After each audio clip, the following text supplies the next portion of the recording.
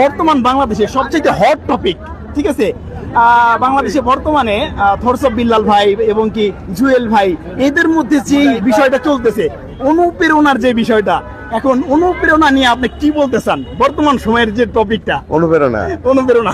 আচ্ছা, এখন ভাই মানে কথা বলতে গেলে নিজের ঘাড়ে এসে বসাবে, বাট আমি আসলে যেটা বলতে চাই যে পার্সোনালি ভাবে থরসব বিল্লালও ভালো, হ্যাঁ ভালো, জুয়েলও ভালো, বাট কথা হচ্ছে কি আল্লাহ পাক আমাদেরকে অনেক সময় অনেক কিছু দেয়, হ্যাঁ। তো আমরা কেউ নিতে পারি, কেউ নিতে পারি না।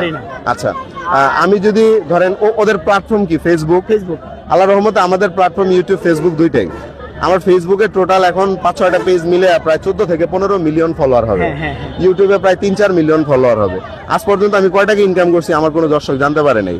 এখন বিল্লাল যখন এসে বলছে 3 মাসে 44 লাখ টাকা কামাইছে, এগুলো শোনার পর অনুপ্রেরণা যোগায়া মানুষকে মানে একটা মাজার বানায় ফেলছে। তো এটা খুব খারাপ জিনিস। আর এদের কারণে কি